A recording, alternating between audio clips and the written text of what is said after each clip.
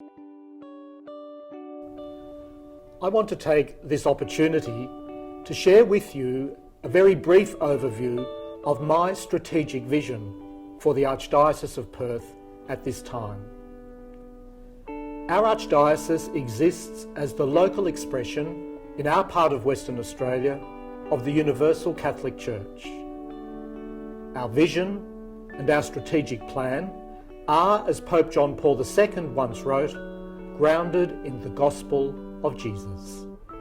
In this sense, our vision has not changed in 2,000 years, and as Catholics, we therefore have a fundamental call to fidelity to the gospel.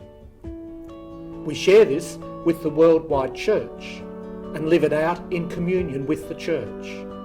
But at the same time, we must live it out in the concrete reality of our own situation here in Western Australia in the 21st century. It is for this reason that I said in the homily I preached at the Mass of my installation as Archbishop that the greatest task and challenge we have is to return the Church to Christ and return Christ to the Church. We must more than ever make sure that Christ is the heart of everything we say, everything we do, and everything we are.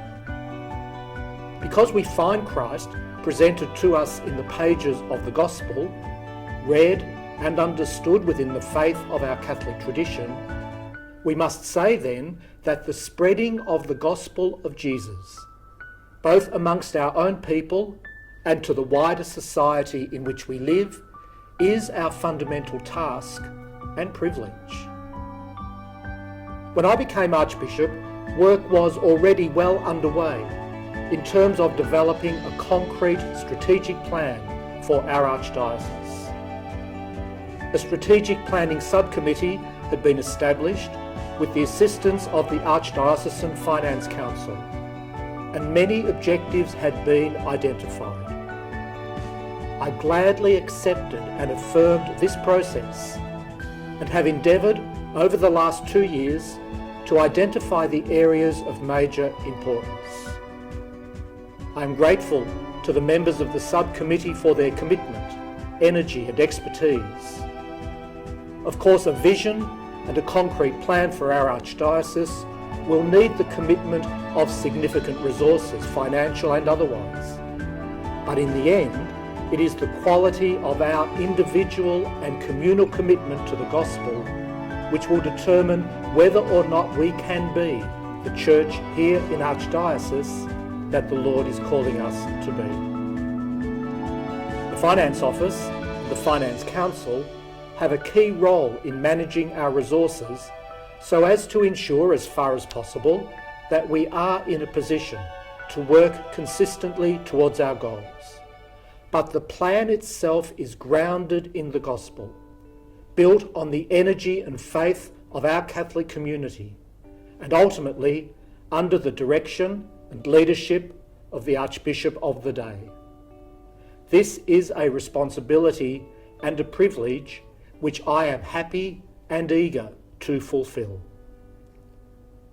Practically speaking then, how might our goal of spreading the gospel be achieved? In consultation with many others, I have identified a number of priorities which I would like to share with you.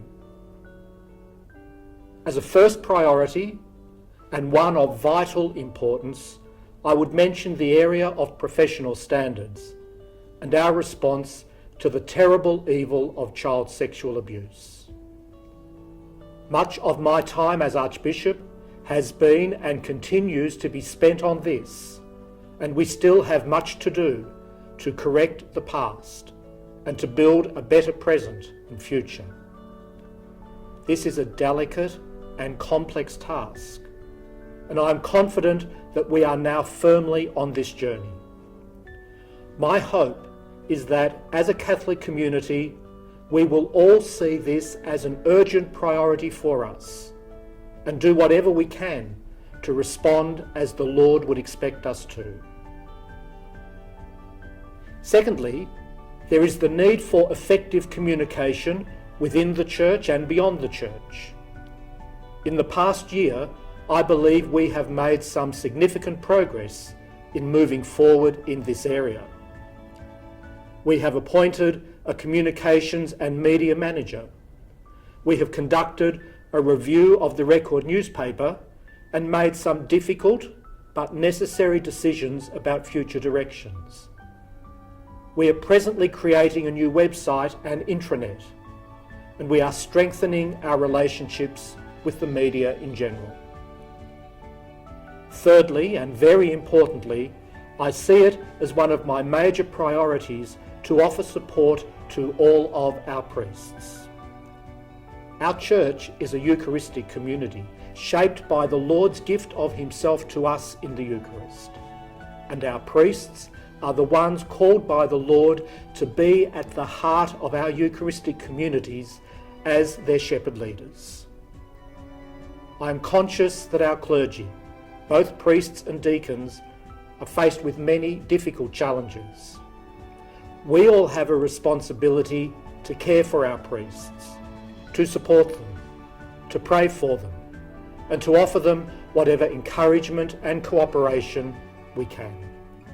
I ask you to help me in lessening and not increasing the demands put upon them, and being an ongoing support to them at this time. Essential to the care of our priests is the fostering of vocations to the priesthood and the religious life. And in addition, we must provide the best and most comprehensive formation possible to our seminarians and support them and on what can be at times a difficult and challenging journey. As a fourth priority, I would stress the need to strengthen and revitalise our parishes. It is in the parish that our life as Catholics is lived out in the concrete. Among the many things I would hope to see, I would like to mention the following. Firstly, we must make the parishes places where more and more people can encounter God, especially in the liturgy and in the wider spiritual life of the parish. We must also reassess our efforts at providing adult faith formation and must explore all avenues for meeting the needs of our people in this vital area. To this end, we need, I believe, to establish a structure for coordinating our evangelisation programs and efforts across the Archdiocese. We must also seek to recapture the understanding of our parish primary schools, even when they are part of a larger K-12 college, as works of the parish community rather than as institutions somehow independent of the local parish. We must review the functioning of parish pastoral councils and parish finance committees and provide ongoing formation for these groups. We must also strengthen social engagement and community support as a practical expression of our Catholic faith at the parish level. Here I am thinking of such things as the St Vincent de Paul Society, Lifelink, and the many parish care programs that already exist. A fifth area that requires addressing is our wider social outreach. Many very good organisations and programs already exist in this area. I want to strengthen these initiatives, encourage mutual collaboration and support, and also identify areas where the Church could contribute but is not as yet active. A mapping exercise is already underway to identify our present situation and suggest areas for expansion. In particular, we need to ask where there are further opportunities for collaboration within our own Catholic family, with other Christians living in the boundaries of our Archdiocese, with NGOs, and with state and federal governments. A restructure of my own office is also necessary, looking at where it might best be located, how it operates on a daily basis, and what level of staffing might be required for it to run smoothly.